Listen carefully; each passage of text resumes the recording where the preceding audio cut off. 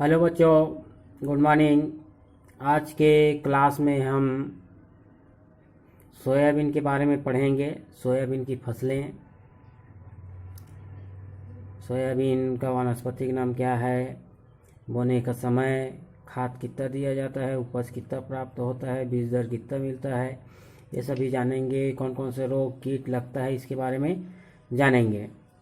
तो सबसे पहले सोयाबीन के वानस्पतिक नाम के बारे में जानेंगे। सोयाबीन को वनस्पतिक नाम बॉटनिकल नेम ग्लाइसिन मैक्स है। क्या? ग्लाइसिन मैक्स के नाम से जाना जाता है, बॉटनिकल नेम है। कुल फैमिली जिसको बोला जाता है वो लेग्यूमिनेसी है। इसको दलहनी में लिया जाता है, लेकिन प्रमुखतः ये तिलहनी फसल है। कौन सी फसल? तिलहनी फसल। ये दलहनी और तिलहनी दोनों में आता है, लेकिन इसको लेग्यूमिनेसी कुल में लिया जाता है। तो ये ग्लाइसिन मैक्स लेग्यूमिनेसी कुल के पौधे हैं। इसके महत्व, यह दलहनी और तिलहनी दोनों रूप में ही है, इस वर्ग में आता है। ये प्रमुखता से हमारे भारत या देशों में पूरे फैला हुआ है। भारत में इसकी खेती कुल दशक ही पूर्व से किए जा रहा है इसकी उपयोगिता के कारण। और शाकाहारियों के लिए इसको क्या कहा जाता है? मांस। शाकाहारियों का मांस बोला जाता है सोयाबीन को। सोयाबीन का जो बरी है वो शाकाहारी मनुष्यों के लिए मांस के रूप में माना जाता है। उसी प्रकार से इसमें प्रोटीन प्रचुर मात्रा में पाया जाता है। तो इनके दाने में 38 से 42% तक क्या होती है? प्रोटीन पाया जाता है। ये ध्यान रखेंगे ना, पीएटी वगैरह में आता है। 38 से 42% तक प्रोटीन पाया जाता है, जो अन्य दालों की अपेक्षा बहुत ही अधिक है दलहनियों में। इसके अतिरिक्त इसमें 19.5% तक वसा पाई जाती है और 20% कार्बोहाइड्रेट पाया जाता है। यह इनके महत्व है। उसी प्रकार से इनके जो फसल है, दाने हैं, इनसे तेल निकाला जाता है। तेल तो निकलता ही है, तेल के साथ साथ एक खली के रूप में भी प्रयोग किया जाता है। तेल निकलने के बाद इसके जो उपजात बच जाते हैं उसको खली के रूप में जानवरों को खिलाने के लिए, मुर्गियों को खिलाने के लिए प्रयोग किया जाता है।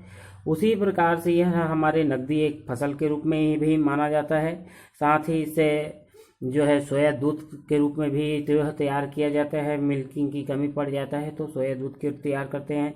हलवा, पूड़ी, गुजिया, ये चाट, दही, आपके बहुत सारे ब्रेड आदि पदार्थ, वनस्पति घी, साबुन, ग्लिसरीन, वसा, अम्ला, फूड, सोयाबीन आदि उत्पाद बनाए जाते हैं। सोयाबीन के बरी बनाए जाते हैं, है ना, जो आप खाने के लिए प्रयोग करते हैं।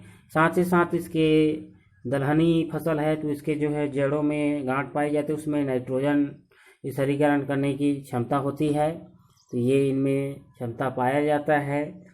उसके बाद इसके उत्पत्ति स्थान इसके कुछ पूर्वी एशिया या चीन को मानते हैं, यही आपके उत्पत्ति स्थान के रूप में है।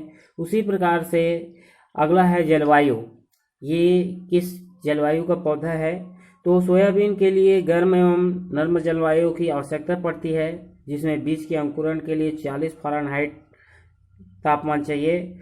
उचित वृद्धि के लिए 75 से 80 फ़ारेनहाइट तापमान उपयुक्त रहता है तथा कम तापक्रम पर फूल कम लगते हैं और फल पकते समय अधिक वर्षा हानिकारक होती है।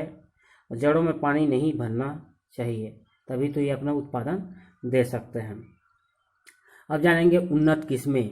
इसके किस्में कौन कौन सी होती हैं, जातियां कौन कौन सी इसमें जानेंगे। बहुत सारे हैं, उत्तरी भारत के हैं, मध्य क्षेत्रीय है, आपके दक्षिणी क्षेत्रीय है, मध्य प्रदेश की है, कुछ है तो मैं आपके नाम ले देता हूँ। ब्रैग, शिलाजीत, अलंकार, BK 265, BK 208, BK 327, जवाहर, गौरव, दुर्ग, अंकुर, PK 472 और आपके JS 80, 21 और गौरव, दुर्गा आदि नामों से, पंजाब 1, क्लार्का आदि इनके क्या है? वैरायटी है या किस्म है। अब इसके बाद भूमि, 21 प्रकार की भूमि में तो भूमि में तो हमारे यहाँ जो है अधिकांशतः वही फसलें उगते हैं जो दोमट या बलुई दोमट, जो जिसमें जल निकास की अच्छी व्यवस्था हो, जिसमें उर्वरक शक्ति पाया जाता है, वह भूमि जो है इसके लिए क्या रहता है, उपयुक्त रहता है। जिसमें 6.5 से 7.5 तक पीएच मान हो, वह मृदा जो है सोयाबीन के लिए उपयुक्त माना जाता है। हल्की मृदाएं अच्छी समझी जाती है इसके लिए। ठीक है, अब जो है खेत की तैयारी, सोयाबीन बोने के लिए खेत की तैयारी कैसे, तो गहरी भूमियों में मिट्टी पलटने वाली हल से एक गहरी जुताई करके 2-3 बार देसी हल या हैरो चलाना चाहिए, समतल कर देना चाहिए, और खेत थोड़ा ढालदार होना चाहिए ताकि पानी खेत में ना रुक सके। बोते समय उचित नमी का होना आवश्यक है तथा पलेवा करके बुआई करना चाहिए। अब बुआई का समय एवं ढंग, अति शीघ्र बुआई करने पर पौधों की वृद्धि हो जाती है तथा उपज होती है। देर से बुआई करने पर पौधों की वृद्धि कम होती है। इसलिए तो बुआई जो है सोयाबीन की बुआई के लिए, ऐसे ये खरीफ की फसल है, तो खरीफ की फसल है तो जून जुलाई में ही बोया जाता है। तो उत्तरी क्षेत्र में मई के अंतिम सप्ताह से मध्य जून तक बुआई किया जाता है, और मध्य क्षेत्र में जून के अंतिम सप्ताह से जुलाई के प्रथम सप्ताह तक बुआई किया जाता है, और 45 सेंटीमीटर पंक्ति में दूरी पर बुआई किया जाता है, और बसंतकालीन में 30 सेंटीमीटर दूरी पर बोया जाता है, और 4 से 5 सेंटीमीटर की पौधों से पौधों की दूरी रखा जाता है।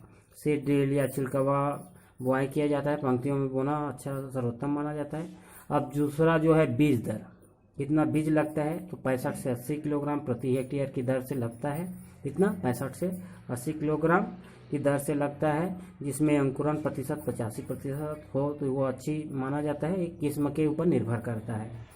अगला बीजोपचार, बीजों को बोने से पहले किसी रासायनिक या केमिकल चीज़ों से क्या करना, उपचारित करना बीजोपचार कहलाता है। ये जो है थायरम या डायथेम M45 से बीजोपचारित किया जाता है। और बुआई से पहले इसको राइजोबियम कल्चर से 500 प्रति ग्राम आपके प्रति 800 किलोग्राम की बीज को 80 किलोग्राम बीज को उपचारित करते हैं 500 ग्राम में। अगला जो है खाद एवं उर्वरक, क्या खाद एवं उर्वरक कितना लगता है, तो मृदा परीक्षण के आधार पर ही खाद एवं उर्वरक देते हैं। ऐसे भी दलहनी फसल है, इसमें नाइट्रोजन की ज़्यादा मात्रा नहीं पड़ती है, फिर भी से उसको 20 से 30 किलोग्राम नाइट्रोजन, 60 से 80 किलोग्राम फास्फोरस और 40 से 60 किलोग्राम पोटास प्रति हेक्टेयर की दर से लगता है। और जो है इसको जुताई करके उर्वरकों की मात्रा अंतिम जुताई के हल के पीछे 7 सेंटीमीटर के नीचे गहराई में डालनी चाहिए। ये तो उनकी नाइट्रोजन के हिसाब से है। सिंचाई, खरीफ में सोयाबीन के लिए सिंचाई की आवश्यकता नहीं पड़ती है। यदि वर्षा कम हो तो सिंचाई फली भरने की अवस्था में करनी चाहिए। जल निकास की उचित व्यवस्था भी होनी चाहिए। खरपतवार, इसमें कौन कौन से जो खरपतवार लगता है इसको जानेंगे। जो है खरपतवार की रोकथाम हेतु 2 निदाई गुड़ाई की आवश्यकता होती है, और पहली जोताई बुआई के 30 दिन बाद और दूसरी 45 दिन बाद जो है निदाई गुड़ाई। रासायनिक विधि द्वारा रोकथाम अच्छी रहती है, जिसमें बहुत सारे हर्बिसाइड या नींदानाशक आते हैं, उनका उपयोग करना चाहिए। जैसे रसायन में बासालिन 1 किलोग्राम प्रति हेक्टेयर की दर से बुआई से पूर्व कर लेनी चाहिए। जो है फसल चक्र में सोयाबीन, गेहूं आदि जो रहता है, सोयाबीन, आलू वगैरह, ये दूसरी चीज रहता है इसमें। बाकी चीज तो पढ़े, रोग वगैरह कीट वगैरह को पढ़ने से पहले ये हम उनके जो है उपज को पहले जान लेते हैं, उसके बाद बाकी को पढ़ेंगे। इसकी अच्छी तरह पैदावार की गई फसल उन्नतशील किस्मों में जैसे 65 से 80 किलोग्राम बीज लगता है प्रति हेक्टेयर, लेकिन उत्पादन जो मिलता है 30 से 35 क्विंटल प्रति हेक्टेयर दाना मिलता है। कितना, 30 से 35 क्विंटल प्रति हेक्टेयर की दर से जो है दाना मिलता है, बीज मिलता है, आपको उत्पादन मिल जाता है। कटाई कब करनी चाहिए, जब सारी पत्तियां पीली पड़कर सूख जाए और जमीन पर गिर जाए, तब पौधे की हंसिए या दरातों से क्या करना चाहिए, कटाई करना चाहिए। सामान्य खरीफ वाली फसलों में अक्टूबर तथा बसंत वाली फसलों में मई जून में कटाई की जाती है। ये इनकी कटाई है। तो इनके अब अगला है जो जानेंगे इनके बीमारियां। कौन कौन सी बीमारियां लगता है इसको जानेंगे। पहला तो बीमारियां लगता है, पीला मोजेक लगता है, पौध सड़न लगता है, गिरुआई जिसको रस्ट बोला जाता है, एंथ्रेक जो नोज लगता है, एंथ्रेक नोज जो लगता है। तो पीला मोजेक बहुत ज़्यादा लगता है, पौध सड़न भी लगता है और रस्ट लगता है, ये लगता है। तो पीला मोजेक जो है वायरस जनित फैला होता है जिससे सफ़ेद मक्खियाँ फैलती है। इसकी रोकथाम में रोग के प्रारंभिक अवस्था में रोगी पौधों को उखाड़ के क्या कर देना चाहिए, नष्ट कर देना चाहिए। रोग का फैलाव रोकने के लिए बोने के 30 दिन बाद फास्फोमिडान जो है 100 ईसी की जो है 230 मिलीलीटर के आपके या मेटासिस्टॉक्स आदि दवा का क्या करना चाहिए, छिड़काव करना चाहिए। और जैसे सीडलिंग रोट जो लगता है, पौध सड़न जो लगता है, वह अंकुरण के समय पौधों को सड़ जाता है। इसकी रोकथाम हेतु थायराम आदि का जो है बीजोपचार करना चाहिए। गिरवाई जो रस्ट होता है, पत्तियों को धब्बे पड़ जाते हैं तथा अंतिम पंक्ति गिर जाती है, इसके लिए डाइथेम Z70 या 45 का जो है घोल बनाकर छिड़काव करना चाहिए।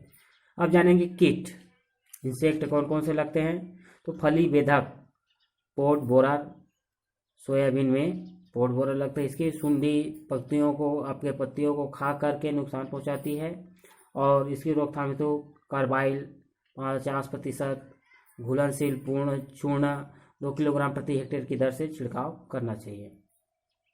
उसी प्रकार से स्टेम बोरर, ये तो फूड बोरर हो गया। स्टेम तना सूखा जाता है तथा पत्ती सूख जाती है, इसकी रोकथाम के लिए थीमेट पाउडर जो आता है उसका छिड़काव करना चाहिए। सफ़ेद मक्खी है, ये भी बहुत ज़्यादा प्रकोप करता है, पत्तियों का रस चूस कर पीला मोजेक रोग में विषाणु फैलाती है। मेटासिस्टॉक्स आपके मेलाथियान आदि का जो है घोल का छिड़काव करना चाहिए।